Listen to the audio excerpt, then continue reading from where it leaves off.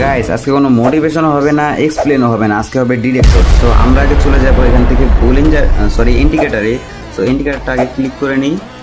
Indicator click করার পরে এখান থেকে আমরা যাব বুলিঞ্জার ভ্যান্টেজে। আচ্ছা, এখান থেকে বুলিঞ্জার ভ্যান্টে ক্লিক করে দিলাম। আমরা কালারটা সিলেক্ট করব, ব্লু কালার সিলেক্ট করব সবগুলো। এখান থেকে আমি ব্লু করে দিচ্ছি, ব্লু।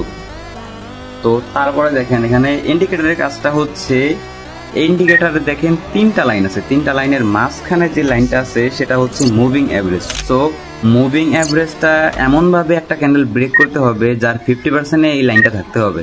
তাহলে কি হবে, এমনভাবে ব্রেক করলে তার পরবর্তী ক্যান্ডেল আমরা রিভার্সালের জন্য যাব। যেমন এইখানে হয়েছে, এখানে ব্রেকটা করছে, ব্রেকের মাঝখানে দেখেন মাঝখান অংশে মুভিং অ্যাভারেজ আছে। তো এই ক্যান্ডেলটা যদি বিগ ব্রেকআউট করে দেখেন মুভিং অ্যাভারেজ কিন্তু একদম মাঝখানেই আছে। তো যদি ব্রেক করে পরবর্তীতে আমরা ইজিলি ভাবে ডাউনের জন্য ট্রেন নিয়ে নিব। আচ্ছা, আমি যেটা চেয়েছিলাম সেটা এখানে হয়, তারপরেও আমি ডাউনের ডেটটা প্রেস করে দিচ্ছি। দেখেন ব্রেক করছে, মুভিং অ্যাভারেজটা যত মাঝখানে থাকবে ক্যান্ডেলের ততই এটা বেটার অ্যাকুরেসি দিবে।